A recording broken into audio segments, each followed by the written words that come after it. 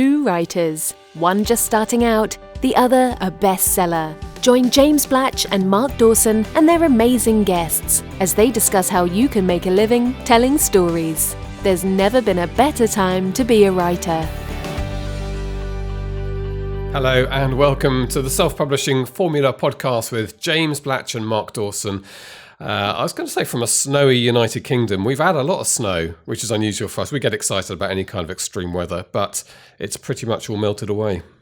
I'm just looking out the window. There's quite a lot here. We had tons. Oh, you still got tons and tons. So yes, we're actually recording this on a Sunday, which is very unusual because my kids were off school from Thursday and Friday. So I've had the kids at home for 4 days, which has been challenging. Mm-hmm. Especially given that they couldn't get out and do things apart from, once they've made a snowman once, thrown a few snowballs, they get bored. So we've been on full crowd control. So I've done very little work this week, which is great given how busy we are. I've come into the office at 1 o'clock on a Sunday afternoon, and I imagine I'll be here till 7 or 8, just piling through quite a lot of stuff that needs to get done. But there you go. That's life as an internet entrepreneur, I suppose, and bookseller. Yes, exactly. Multifaceted income streams. Yes, I'm in the office as well. And we've also had a bunch of snow. It's been absolutely lovely. I love the snow. I mean, I know everyone says I like it for the first day, then I get fed up with it. But for me, I kind of like the silence you get in that snow, the long walks with the dog. Yeah, no, I love that too. I walked the dog on Friday through my village, and it was pretty good research for an apocalyptic novel because there was no one around. But interesting day. So yes, they woke up at 6, burst pipe outside. So that was gushing away merrily. So that was entertaining to find the stopcock, switch it off, and then the day closed. It was my son's birthday party, which was cancelled because no one could get to the party. We had quite a lot of chocolate, and my dog ate a ton of it. It's poisonous to dogs, Very poisonous to dogs. So at 7:30 last night, I was in the vets with him whilst he was injected with something, and then vomited up an enormous amount of chocolate. So that, I think yesterday cost me about 500 quid between burst pipes and morphine injections for dogs. That's why you're in the office today. You've got to make some money. It's hard work. Well, we did exactly the same with our Labrador puppy at Christmas. So she got hold of a couple of Terry's chocolate oranges or something, and we went to the vet, had the vomiting injection. Okay. Dogs are stupid. You'd think they'd evolve that. I'll die if I eat chocolate. Well, apparently, more chocolate, please. Yeah, more chocolate. Well, Labradors apparently have a gene in them, which means they're always hungry. Yes, I think they don't know when they're full. Basically, no. Same with mine. But yeah, they have another gene that makes them really stupid. Yeah, dogs have very little brain. They're lovely, but they're stupid. Anyway, yes, they are. Yes, but okay. So it's been busy because we are open for business in one of our periodic onboarding of students for the 101 self-publishing course, or self-publishing 101. I should say. So this is our course, which is our hugest course. I mean, it's enormous. It's 25 hours or something of video, but very well broken up and compartmentalized. And it is designed for the author who is just getting going, basically is getting going with their online marketing. So they might have a load of books already, but they haven't really got online marketing, not cracked and not selling books in the volumes they want. Or for somebody who's basically just typed at the end of their manuscript, and it's their next stage. So it's how to do everything from the bottom up through to the more advanced areas of marketing. So if you don't know what formatting is, or what I like about this course, I think is the strongest aspect of it. It's not just how to format a book, it's how to do everything as well as you possibly can, so that your book, as your mantra, is indistinguishable from a traditionally published book when it's for sale. Yeah, and lots of different ways to do all the things as well. So kind of some of them will be free, others will be more expensive. But it's the course I put it together after we'd done the advertising course, and I realised that was fulfilling a specific need, but ignoring perhaps a more greater need for authors, as you say, who are just starting out. Also who are intermediate, so have a few out but aren't selling as many as they'd like to. And also, actually, we've had a few students who I know are our big selling indies who've taken the course, because it can be useful sometimes just to go through the process that someone else is using. So me in this case, and just refresh your memory and perhaps identify bad habits that you might have gotten into. And I've done that with for my own stuff as well, learning from other people. So yeah, it's a big course. I mean, it shouldn't daunt people. It's very carefully organized, and I spent a lot of time working out how to make it kind of fit together logically. So it's something that can be, once you go through it the first time, it's understandable, but it's also something that you can easily refer to later. And we've got several students who've told us that they treat it as a Bible now, and they'll come back when they're ready to do something new. So it might be they're thinking about whether they should be in select or whether they should be wide, and there are modules on that, or formatting options, or how to launch a book. So my launch process, that's all in there too. So it's something that people can come back to. We constantly refresh it. So this time, in fact, just as we finish this, I'll be re-recording the simple Facebook ads that we do. Thank you, Facebook. Of course, they've periodically changed their interface, so we've got to make sure that that's consistent and up to date. And then we add new stuff as well. So this time, we've added a Facebook Live module with Cecilia Mecca, who's one of our students, how to use Facebook Live to reach your readers. So tons and tons of stuff, and we continue to add things as time goes by. Yeah, the Facebook Live course is great. So it's Facebook Live for authors. So it's a step-by-step guide of how to set yourself up and engage your readers using this new technology. And Cecilia's really good at making it use the word daunting there. And I think people do find live video sometimes daunting, but it's a good course to ease you into that and get you going on that. So that's going to be bundled in with 101 for the first time. And I can tell you it's a really good section that we've added. And in fact, I'm adding this week, which is on how to use Wix to create your author website. So we currently cover in the sort of tech library stage of the course. That's how it's divided up, as Mark says, very simple to follow. And the tech library is where you go down and you get your hands dirty doing stuff. So there's sessions on how to create your author website using Squarespace, how to create landing pages using lead pages. WordPress is in there as well. The WordPress is quite a meaty, chunky one. But Wix has been done by Stuart Grant. And it's really good. It's a really great step-by-step process of how to use Wix, which looks like a really nice platform to create an author website.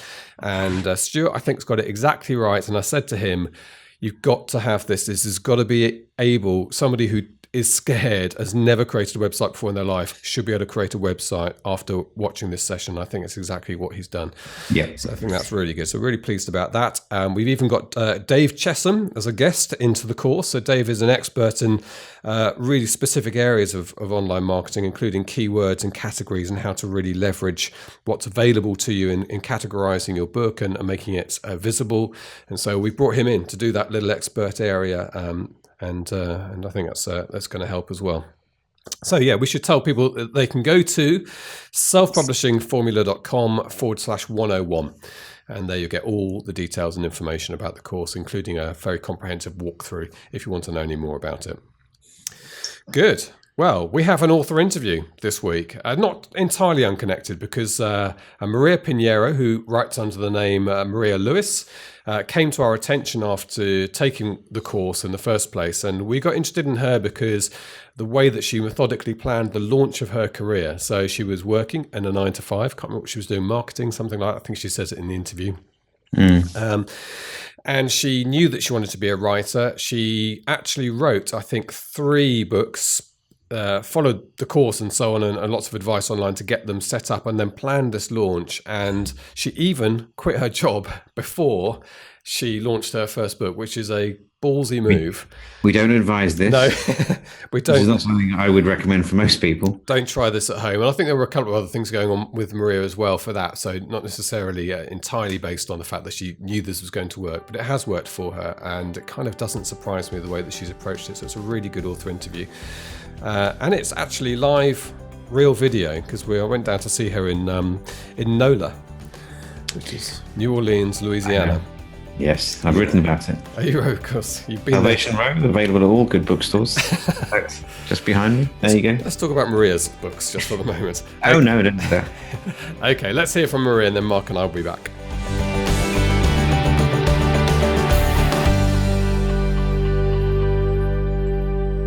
Okay. Maria, welcome to I was going to say the BBC podcast. Thanks for having me, James. Yeah, I've regressed 15 years to the Self-Publishing Formula podcast. It's really lovely to have you on. And the reason, as I was explaining to Mark in the introduction, no doubt, the reason we're having you on is because you've just gone through the journey that so many of us are dreaming about, which is going from zero in terms of publishing to being published or self-published. Yep.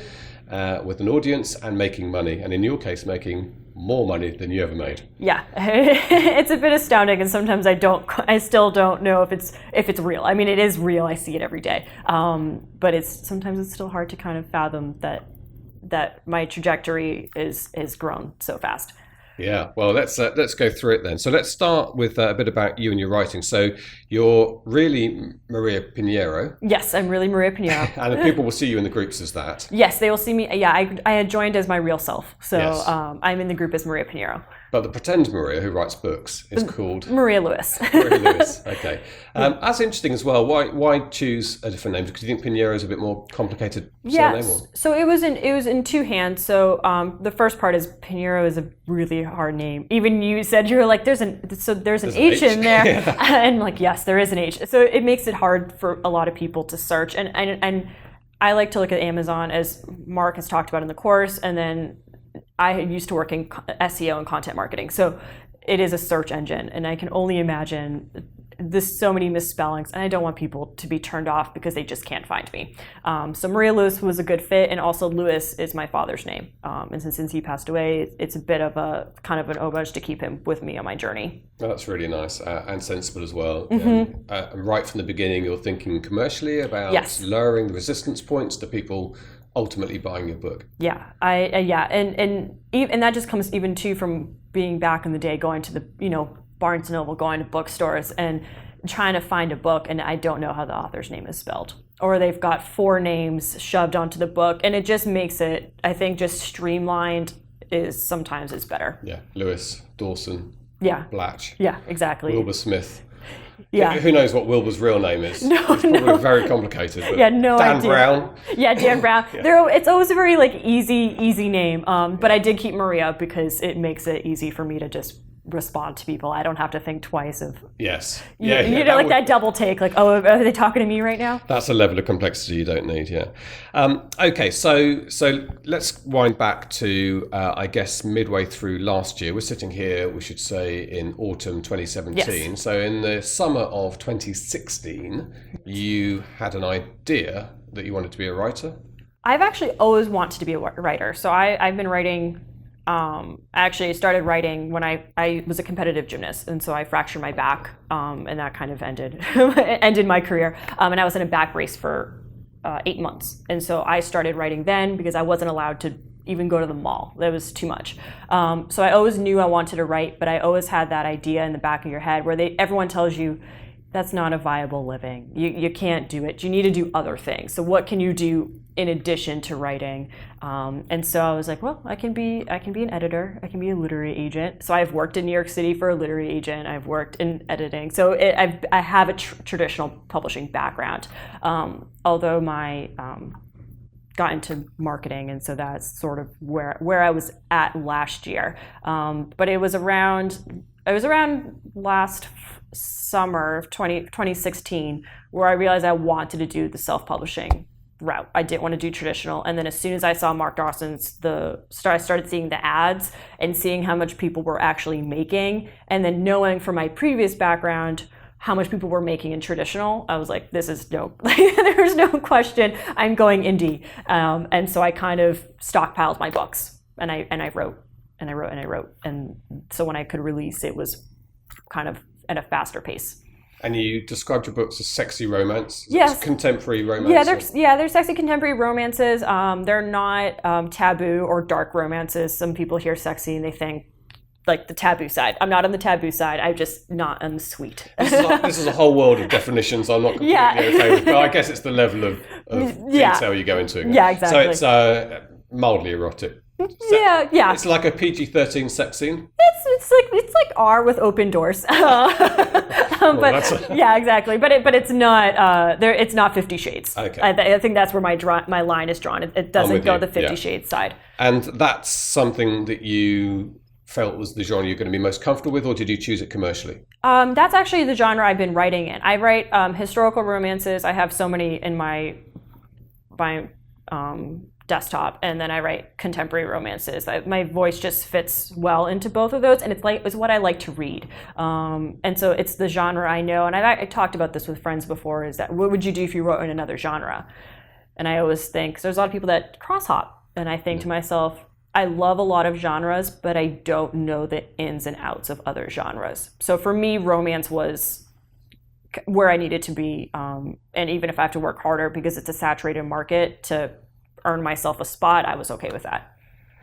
Okay, so you started writing on your back with your brace, and by the summer, so I know you purchased the 101 course, yes. And I know that you're going to tell us in a minute that you followed that. But did you? So before you knew about Mark Dawson, where were your plans? How were you going to move forward? I knew that everything that I had known was, if you're self-publishing, and you would see posts about what was one thing you made a mistake on that you wish you had known when you started. And most people's responses, that the ones that at least resonated with me, was, I wish that I had more books on hand when I began publishing. And a lot of people said that they had one book and then they were scrambling to write another, and it was a year later or 2 years later. So I took a year and a half and I wrote 3 novels. It was a little bit less than that, but because I was also working full time. So it was about a year to year and a half that it took me to write 3 novels. And even though they were done, even though they were waiting, I just sat on them. I sat on them until I felt I was prepared. I had a newsletter set up. I had my website, which I do websites, so that wasn't as much of an issue for me as it might be for other people. I had my social media going, and then that's when I kind of made the leap, when I knew that I was ready at that point. So you had some inventory, basically. Yes, stuff on the shelf. Yeah, exactly. And so you picked up, and it is an important thing. We get asked it a lot. Mark would ask, can I be successful with one book? Mm-hmm. And the answer is definitely not. Absolutely not. Yeah. But it's also not, yes, that's really easy. I mean, it is more difficult with a single book, and the traditional way that Mark teaches and people follow is to have some trickle down. So when you look at how much you pay for a contact, your advertising, that you've got sales coming down through your catalog. So you were thinking like that. That's how I was thinking, and I knew for me, when I published my first book in April, and I mean, I made mistakes. I can tell you all about them. I want to write a book one day, is like how to fail your way to success, like all the things you should never do. So it would be a bestseller. They would be a bestseller. Just things don't ever. You always hear what you should do, but it's like don't do these things. And I've made my mistakes along the way, but I knew for a fact that I knew I had to have a fast production cycle at the start. And that was my game plan from last year when I found the 101 course, is that I was going to have a fast production cycle, get those books out, make sure that I'm marketing them, and then slow it down to a pace that I can handle for the long haul. So I have 5 books out in about 5.5 months, 6 months or so. It's 6 months. And it was hard. So I had 3 already written and 2 that I wrote in the last 7 months. So it was fast, and then now it's officially beginning a slower pace for me. Okay. Well, we'll move on to how you sort of launched and marketed in a moment. So just to finish off on the writing side. So you're being prolific in your start. Mm-hmm. How do you write? You write at home? I do. I write at home. It's my couch and me and my dogs. No, I'm just kidding. Sometimes I'm at the library. Sometimes I'm at the coffee shop. I have a few, as we had visited earlier, I have a few favorite coffee shops throughout the city, and I kind of rotate depending on my mood and just seeing something different. So I can always be kind of going through. And I usually write first thing in the morning, and then I actually also write at night. And during the days when I do my marketing, I'll check my ads and I'll do all that. So first thing in the morning and late at night. So I often think people are either early birds or night owls, but you do both. I do both, and I think it's because sometimes I need a break. So I'll wake up at 7 or 8 and I'll write until noon, and I'll just all the words as much as I can, making sure I have everything done. And then I switch off. I'll do admin stuff, answer emails, and then early evening ends up being more like social media stuff, because I find that my people are on early evening. If I post something in the morning, no one's going to see it. They're all at work. And then I will write again, just because writing is my job, but it's also my favorite thing to do. So if you were to say, like, what do you like to do, unless it's a favorite TV show is on, it's writing. So I just do it all the time. Okay. And in terms of coffee shops, we should say we're in New Orleans. It doesn't hurt rather to be in a fabulous city. My first visit here, but incredible. It's like walking around a museum. It is like walking around a museum. In fact, particularly with you, because you used to be a tour guide, and it is literally like walking around a museum, because you know the history of almost every building. Yeah, it is like that. And I have one series based in New Orleans, and I do my very, very best to bring that cultural flair. I bet that's authentic. It is so authentic. Yeah. And I do enjoy putting in putting in stories that have happened to me, or that I've seen, heard things, and people are like, oh, that just can't be true. And I'm like, yeah, but it is. And I usually do at the back. I'll have back of my books, I'll have a Dear Fabulous Reader, and I break down all the things that I've actually taken from reality. That's a great idea. To give them kind of a behind the scenes. And it's not long. It's like, in Kindle pages, it's about 3. So I keep it short. But it is fun to have people think, oh, that would never happen. I'm like, that was actually based off my old neighbor. Yeah. So it's like Seinfeld's Kramer character, who was based on literally his neighbour, and he had to keep explaining to that because people just thought he was a clown character they'd invented. That's a really good idea. In fact, I'm certain I'm going to do the same thing. Military history, you tend to get people who are very geeky and very knowledgeable. They like it, but I also have deliberately departed from reality for the story, and I just want to put something in the back to stop a lot of letters saying, yes, I know it wasn't like that, but this is why I did it for the book. But yeah, and I think it just adds a nice touch to it. It gives a little extra without having people be overwhelmed. Usually at the end of the book they're still on a high. Yeah. So give them a little bit more. At the end of the book, I read the sleeve notes, everything about the I go on the website, exactly, the author's website. Yeah. I'm like, what else do they have? I'm still that person that goes on their websites. Of course, the most important thing is you have a link to your mailing list at the back of your book. But, always. And let's move on to that bit then. So you got your inventory, which was a really good approach before you launched. Yes. And then the really exciting thing is you resigned your job. I did. Before you sold a book. I did. I quit. I loved my job. I loved the people I worked with. But it was sort of time for me to do something new. And I did prepare. I don't want people to think that, again, because I've listened to all these podcasts and I hear all these things, and I don't want people to think, oh, I had saved money. Like this was a long-standing move that I was planning for over a year, where I was like, okay, how much do I need for 6 months if I make no money? Preparing for the worst, hoping for the best. So I do want people to realize that it was a calculated move, not necessarily in like a bad sense, but just a calculated in my own within the business. So what do I need to prepare myself for to do this? And there were some times when you don't get paid for 2 months by Amazon.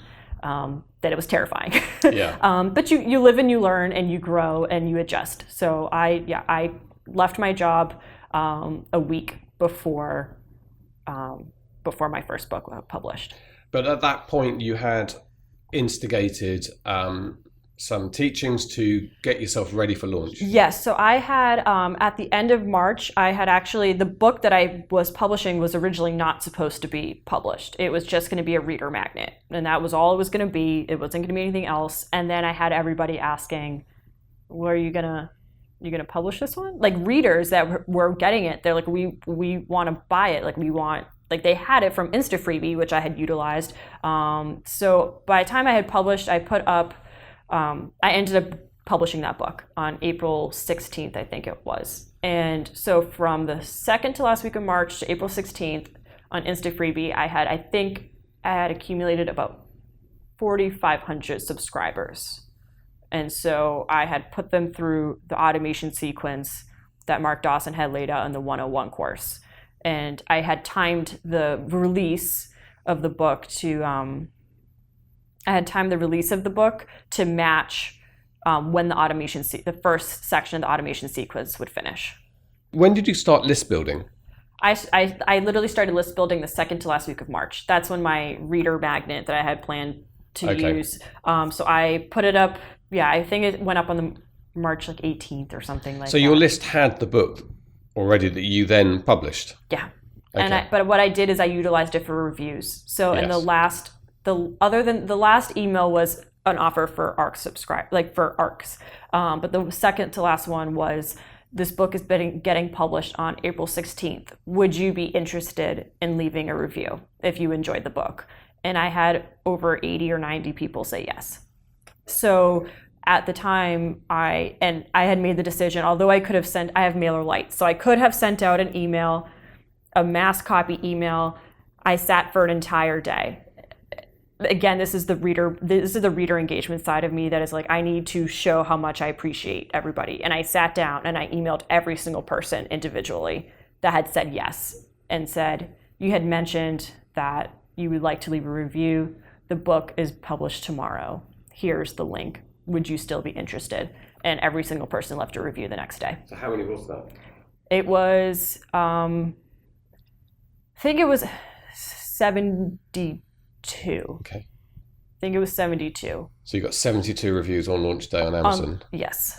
Yeah. And it took time. Like I said, it was not a slow process of emailing every single person, but every single person that did that for me is now on my ARC team, and they wait up on release day to leave reviews. So I'm getting emails at 4 a.m. saying, I waited up, it went live, here's my review. So it paid off for me in the long run. And that's kind of how I always look at my readers, is that it will take time for me to do everything, but they are going to repay me 1,000 times over.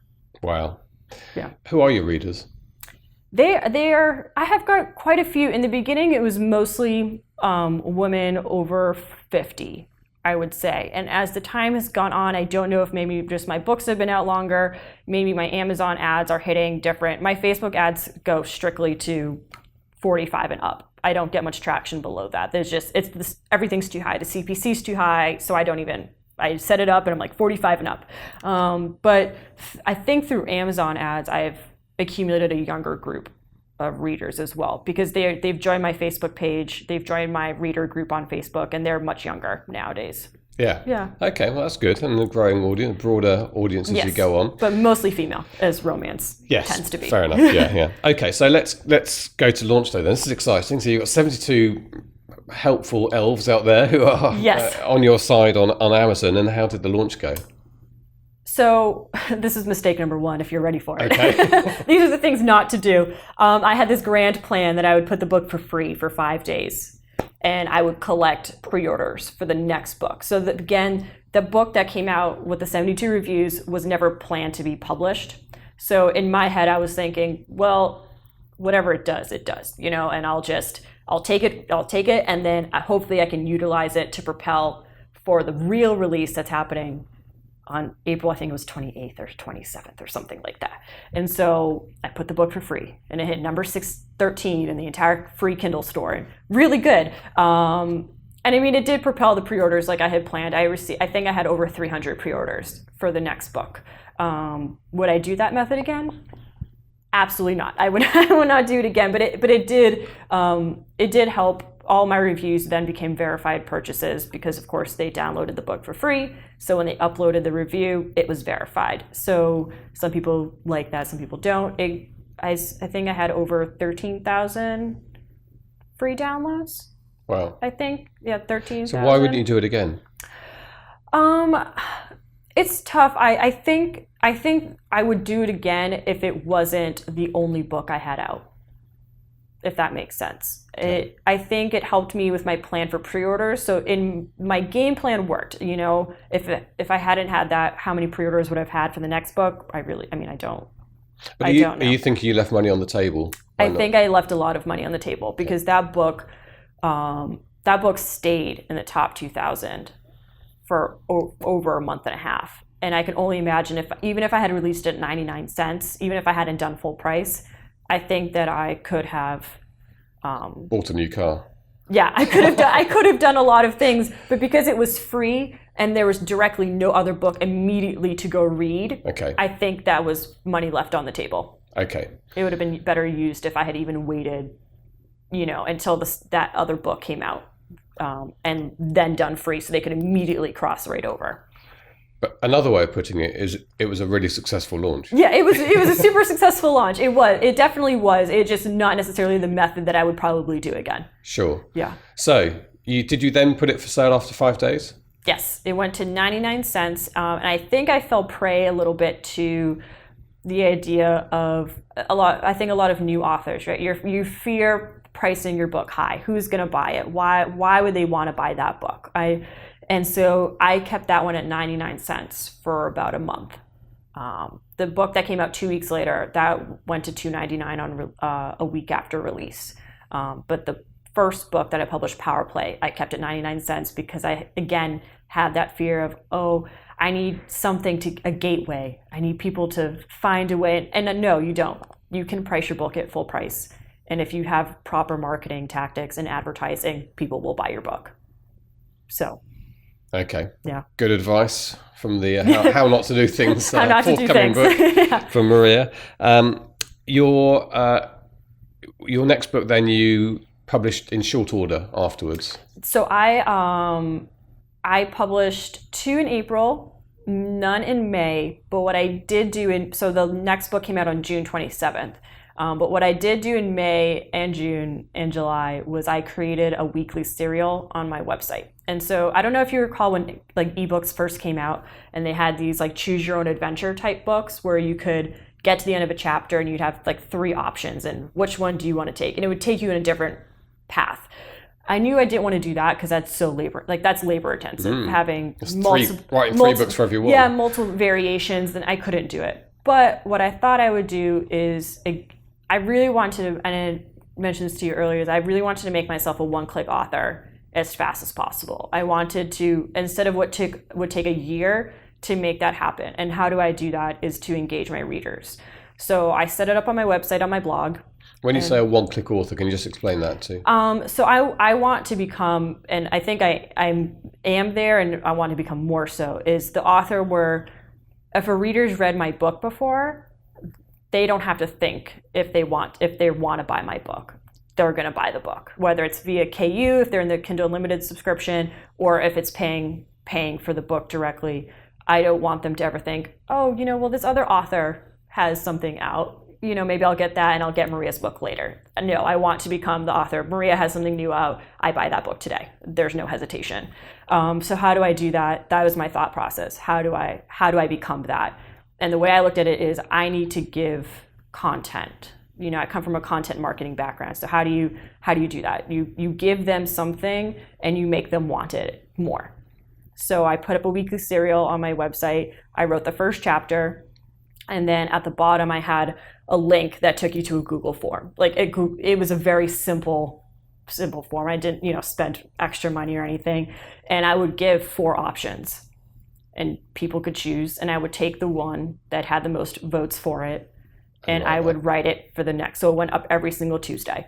And I had people commenting on it like, how could you do that to us? Oh my goodness, I don't know what to do. I would have readers, and I should have changed this, but I would have readers that didn't know what they wanted, so they would go and refill out the form multiple times because they wanted all of the options. But I mean, I had, I created I also created a mailing for like a list just for those people. So I called it my love serial alert. So every single week I said you'll get 1 notification every Tuesday when the next the next part is live. And so yeah, so they wanted it. And so every single week people were voting. It had like over 200 people on the list. People were voting, wanting more. And when it wrapped up, I actually gave them the option to sign up. So if they wanted to keep, because I plan to publish it at some point, it'll be out in December.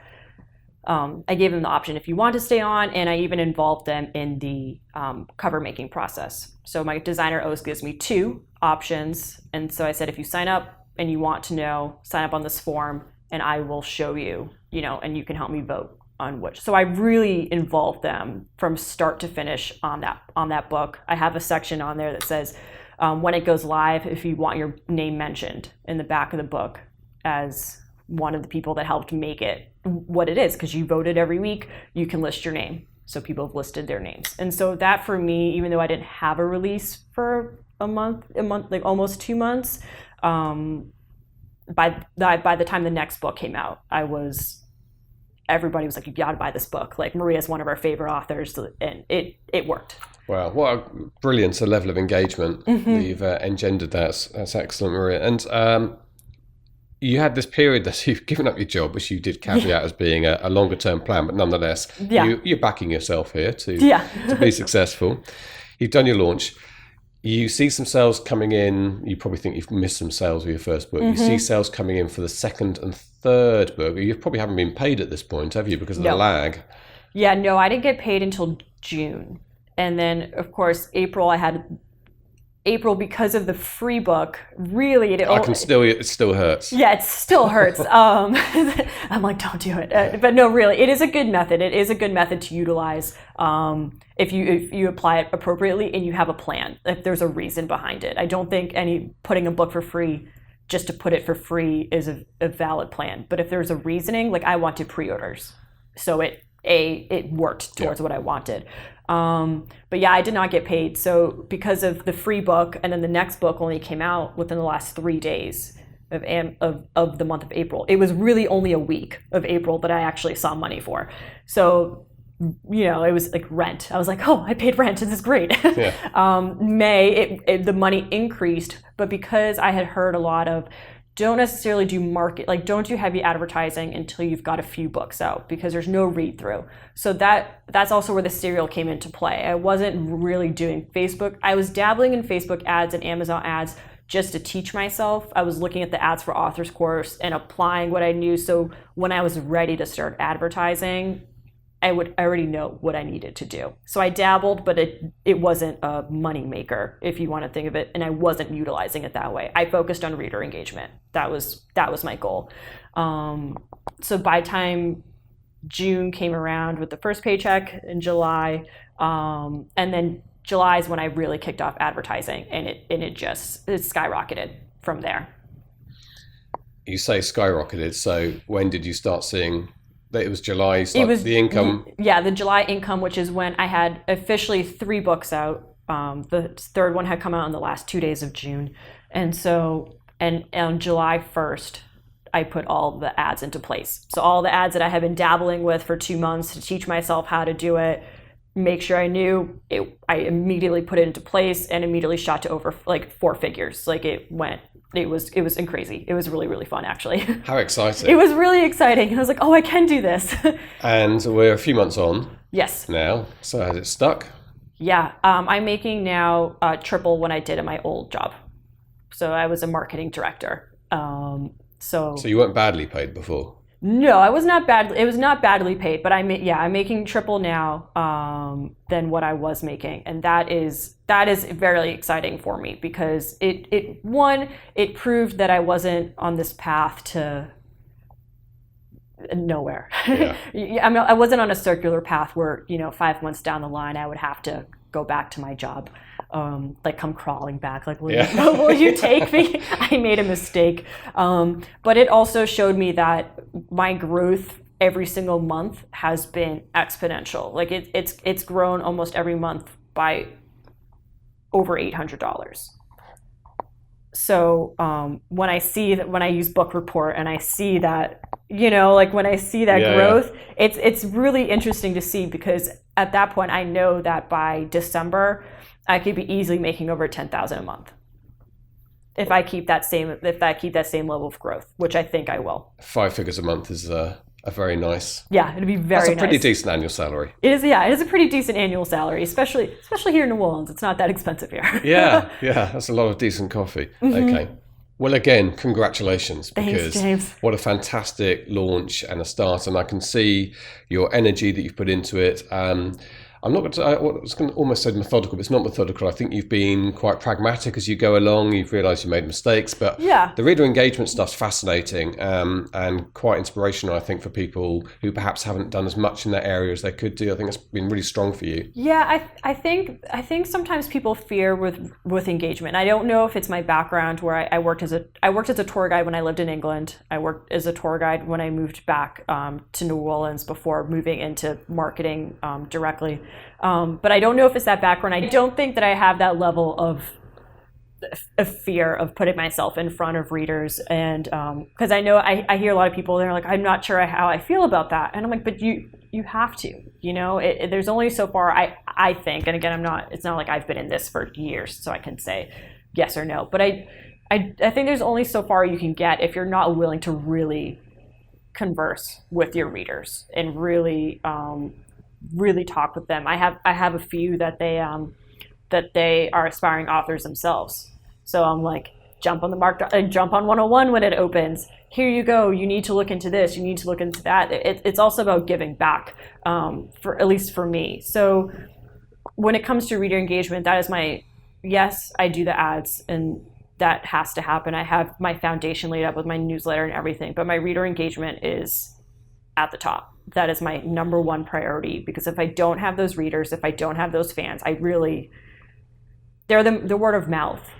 Yeah. That's really what they are. Very powerful. Yeah. And isn't this one of the lovely things about self-publishing as well? And I think I often think that the traditionally published authors have, some of them might think that the last thing they want to do is to meet their readers, but I think a lot of them feel, and I've heard this experience firsthand, can be a bit of a dismal experience. You sit behind a desk in a bookshop twice a year or at launch time, and there's a queue of people. You have very brief conversations with them, and that's the only time really, apart from the people who are motivated to write to you, and people don't do that so much anymore.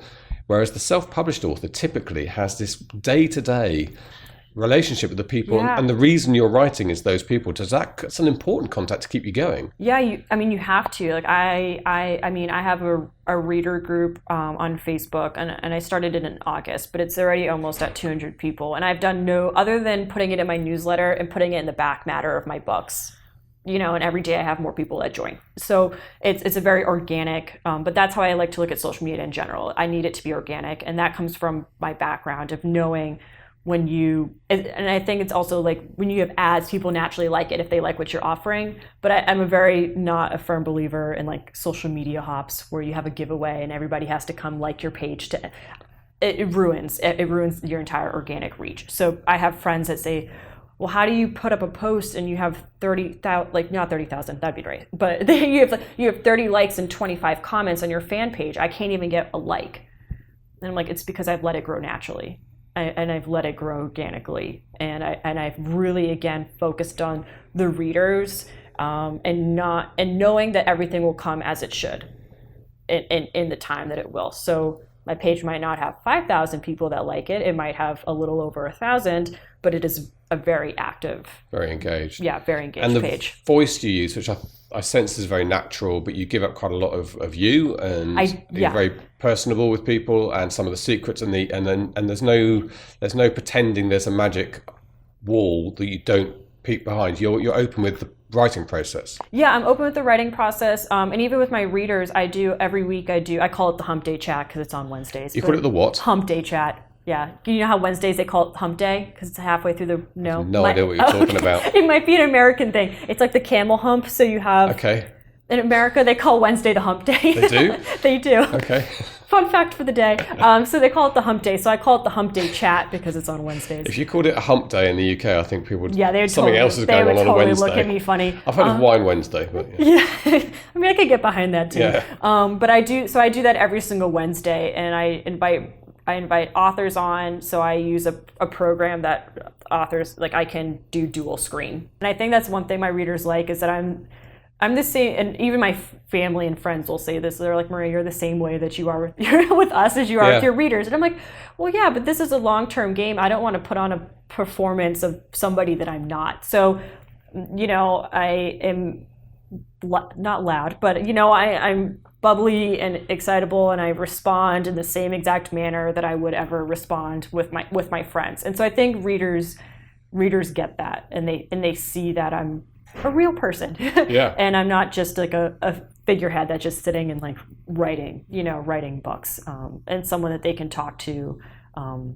I get emails all the time about what's going on in their lives, and I answer them, because if I don't have those readers, then it's going to be a sad journey. That's great. A sad and lonely journey. You may well get to the point where that is difficult to manage. You can I'm get sure help, but that'll be a problem of success, and it'll be a nice thing to have. Yeah.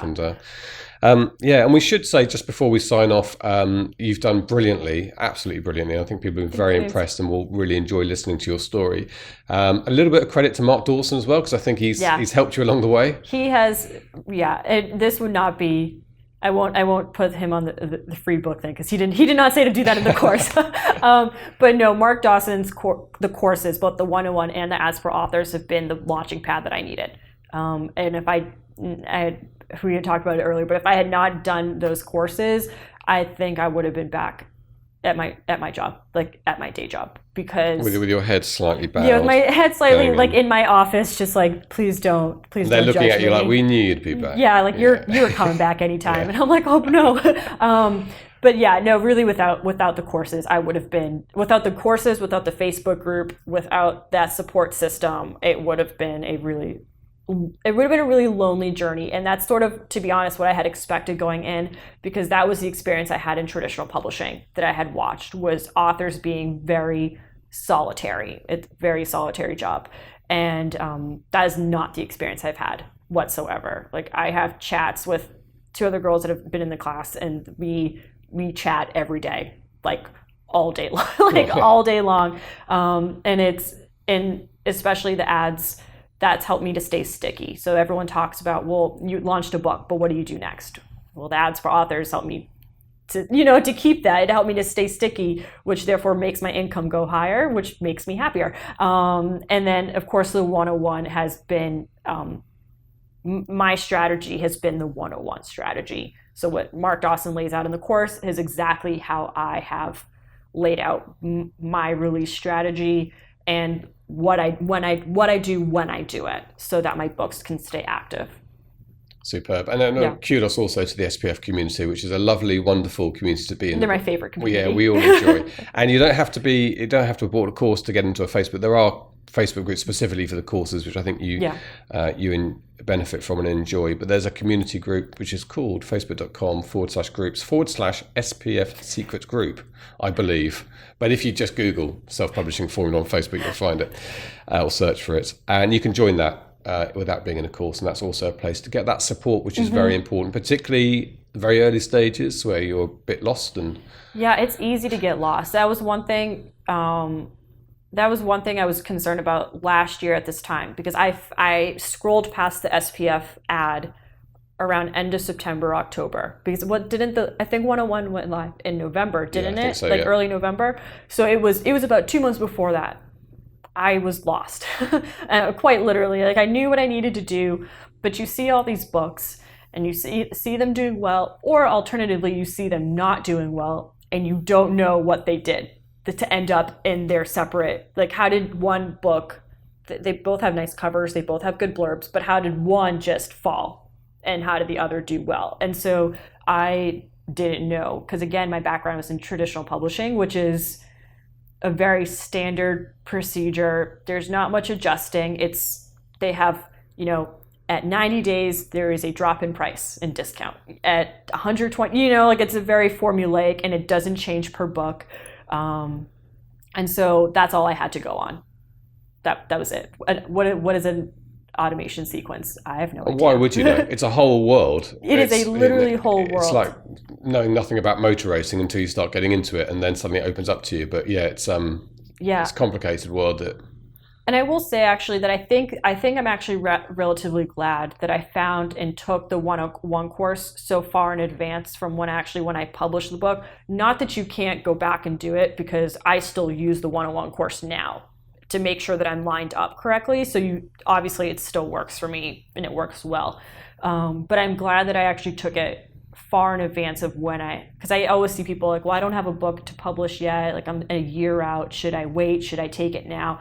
And I'm glad that I took it then, because it gave me almost 7 to 8 months to make sure that everything was exactly the way the 101 course was set out. When you should start setting up your newsletter, when you should start, and it just laid it out for me. And so it was a very calm lead up. It was not stressful, and it was not me scrambling, trying to figure out what to do, because I think that's one of the things that people miss a lot when they're publishing, is that there's no plan.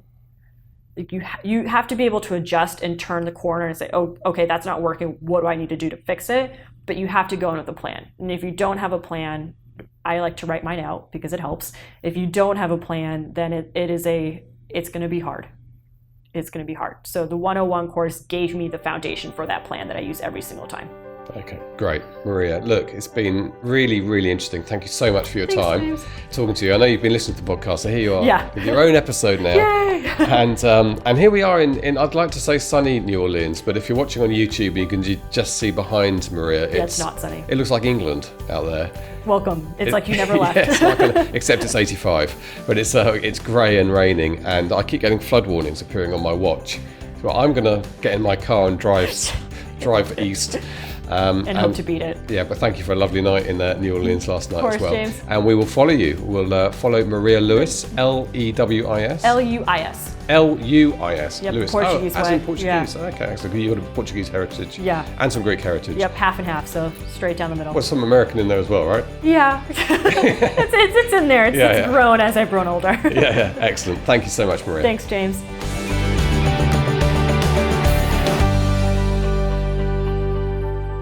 Good. There was a lot of me at the beginning of that interview. I don't know why I was talking for so long, but then Maria was very kind to show me around NOLA in the evening. So we did the walk around all the usual places. Actually, we kind of avoided Bourbon Street, because it's very, very, I mean, it is ridiculously kind of in your face. Then a couple of blocks as you move away from it, all calms down a bit and becomes a bit more genuine. And she showed me this area that I never would have found by myself. So, I mean, if you know New Orleans, you'll know it. But if you leave that big area around the center of Bourbon Street, you walk quite a few blocks, it becomes very quiet and very residential. And then it starts livening up again. And this is all in the French Quarter. It starts to become some little squares. Every bar has its band going, of course, as you expect in this great music city. And it was really wonderful. We went into a couple of bars, watched a few bands playing. It was fantastic. And so I had a great night in the rain, actually, in Louisiana, in New Orleans with Maria. But we should talk about her. What an impressive person. Yeah, she's done very well. It's always very pleasing to see students knocking it out of the park like she's done, and she's not the only one. Obviously, there are lots, and in the emails that I send out around launches, I try to pick out a selection of different authors writing in different genres, different stages of their career, and put their honest thoughts about the course. And so this is, in some ways, it's probably one of the busiest times of the year for us, but it's also one of the most enjoyable because I get to filter through lots of really pleasing testimonials, pleasing for me and for us, because the course has helped people, but it's also great for them to see them doing so well. And in her case, leaving her job, and Cecilia's left her job. We're responsible for rising unemployment rates all around the world. So it's great to see. It's the changing economy. Changing. Yeah. We're helping that shift from the slavish 9 to 5 to the liberated working from home. We basically stick it to the man every single day. That's what we do. Well, that's what I've always been like. So, absolutely. Yeah. Comrade Blatch. That's me. Good. Well, it was a delight meeting Maria. I'm so happy for her. We're going to catch up with her at some point. Hopefully she'll make it to one or two of the conferences. She might even be in RWA because it's a romance genre she works in. So I'm sure she'll make a beeline for you. She's a big Mark Dawson fanboy, I have to tell you now. Fangirl. Yes, sorry. Fanboy in the generic sense. Sorry, Maria. Yeah. I'm here to make sure James doesn't make terrible mistakes. Yeah, That's all I'm good for these days. Maria's other half, I think, is a burly detective in New Orleans, which sounds to me like should be a book as well. There you go. There you go. No, I'd read it. Yes, sounds like a good start. The Burly Detective, actually, could also be the romance genre. Good. Okay, just a reminder, the 101 course is open for another 10 days or so, something like that. So that will be available for you to browse and have a look at selfpublishingformula.com/101. Great. Well, you can get back to work, Dawson. Yep. Slave drive you. Me as well. I've had a cracking day doing some forensic accountancy. I find it strangely stimulating. And I've got some editing to do as well. So we will get on with our jobs, and I hope people have a great week of reading and writing, and we'll speak to you next Friday. You've been listening to the Self-Publishing Formula podcast. Visit us at selfpublishingformula.com for more information, show notes, and links on today's topics. You can also sign up for our free video series on using Facebook ads to grow your mailing list. If you've enjoyed the show, please consider leaving us a review on iTunes. We'll see you next time.